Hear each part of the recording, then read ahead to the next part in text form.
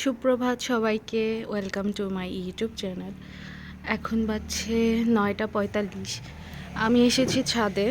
কালকে অনেক ঝড় হয়েছিল, তো দেখতে আসলাম যে ছাদের অবস্থা, আমার গাছগুলোর অবস্থা কেমন।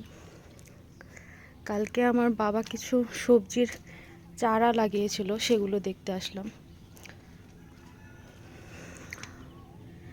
অনেক দিন পর এরকমভাবে বৃষ্টি হওয়াতে গাছগুলো খুব পরিষ্কার হয়ে গেছে, যেগুলো ময়লা ছিল সেগুলো পরিষ্কার হয়ে গেছে।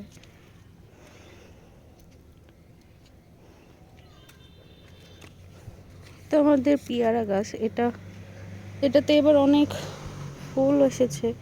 খেতে কেমন হয় সেটা আসলে বোঝা যাবে।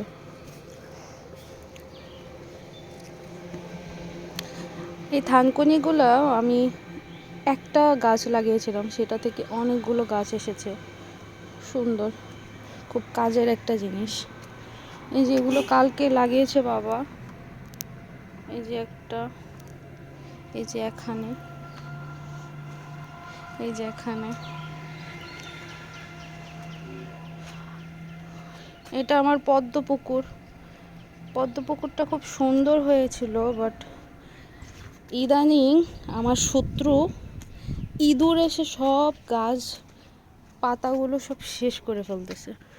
তো এই যে একটা আছে এখন অক্ষত, আর ওই ভিতরে আছে।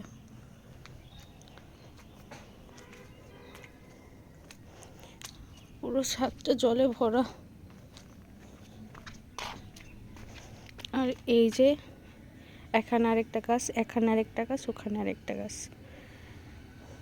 এগুলো কালকে লাগিয়েছে বাবু।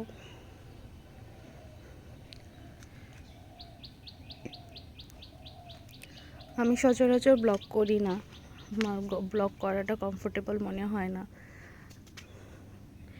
তো আজকে ভাবলাম যে আপনাদের সাথে শেয়ার করি, যেহেতু উপরে আসলাম ছাদের অবস্থা দেখার জন্য। ওই তো ঢাকা শহরের একাংশ দেখা যায়।